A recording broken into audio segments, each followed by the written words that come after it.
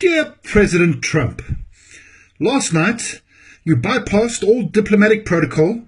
You decided to go straight to the source of fake news itself, Fox News, specifically to the program of Tucker Carlson, who had been peddling this false white supremacist narrative that there's a white genocide happening in South Africa, and there's these farm murders that are happening, and that white farmers' land is now being seized. Well, President Trump, nothing could be further from the truth.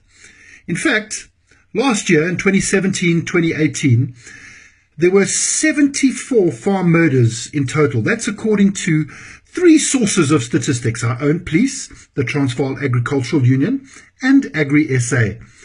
All of them agree, 74 farm murders. Well, Stats SA says that there's 19,016 murders in South Africa in total.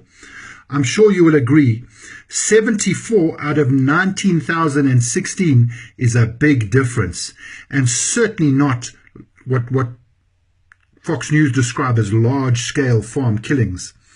I really would suggest that you ask Secretary Pompeo to investigate this a bit deeper and find out why white supremacists are selling this false narrative.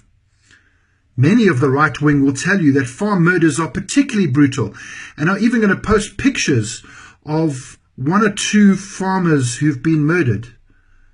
The problem is all murders are really tragic, and often murder is very, very brutal. But the truth, President Trump, is that posting one picture or two pictures or 10 pictures doesn't show a trend of what's happening with murder in South Africa. We could post pictures of any murder that is brutal, certainly not a genocide, and certainly not targeted. In fact, all research that's been done into this matter shows that farm murders are not politically motivated. Many will also tell you that a particular politician in 2010 sang a song which directly translates as "kill the farmer." Well, this song is a liberation song with a long history, and the song actually means and is understood by both the singer of the song and the supporters of that politician as "let's destroy the system of white oppression." In fact, our Equality Court had a look into this, and while they recognized that the song does have these historic roots and would not be understood by the people who were listening to the song as an instruction to kill farmers, they did declare it hate speech and ordered that the song no longer be sung. And so in 2011, when this judgment was handed down, the song stopped being sung.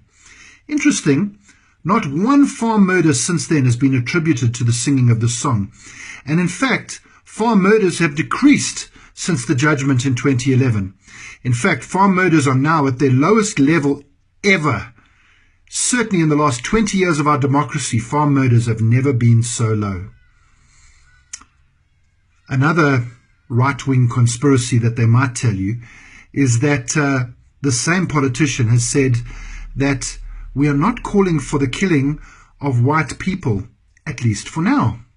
Well, this politician has repeatedly explained what he meant by that statement, that if we don't deal with the racial inequality, the system of white supremacy, black people in South Africa may indeed at some point rise up in anger. He basically was saying we need to deal with the injustice, or we may have a situation of violence. In fact, in interviews, he goes on to say that I'm saying to you, under my leadership, we will not call for the slaughter of white people. I don't know those coming after me, he said. I will not speak for them. They are alarmists. They are crybabies. They're attention seekers. No one's going to slaughter them. The farm attacks are just an act of crime. It's not a genocide on white people. We are concerned, he continued. Even in the farms where black workers are being killed, should we now be alarmists and say there's a genocide of black people? No, this is normal crime. In fact, his comment points to the question of land seizures that you allege. The truth is The only real people who've experienced land seizures on a mass scale in South Africa are black South Africans, who over the last 300 to 400 years have experienced massive confiscation of property, including laws that have severely reduced their ability to purchase property. In fact, in 1994, 83% of South Africa's land was only able to be owned by white people. I'm sure you'll agree this needs redressing, and that's exactly what the South African Parliament is doing. In 1994, as part of our negotiated settlement, we agreed that there would be redistribution of land, and then specifically we agreed there would be restitution of land. And so, since 1994, the government has been embarking on a process to return some of the land that was stolen. Investigations have been happened, court processes have happened, and some land has been returned. But this land process, this land reform process, has been very slow. And as a result, our government has now decided to embark on a process of reviewing our constitution and seeing whether there is a way for us to do this process a lot quicker. We do want to avoid bloodshed in this country, and we want to make sure that we've got a fair way of ensuring that there is justice and everybody has access to our economy. I'm sure that you will agree these are important aims. So I would like to ask you, President Trump, please will you consider staying out of our business? Please will you consider telling those white supremacists who keep informing you fake news that there's something bad happening in South Africa to just shut up.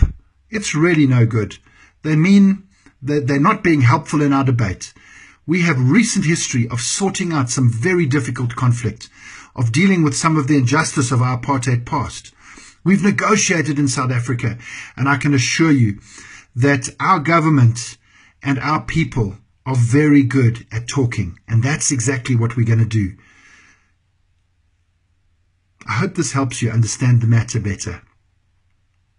Bye.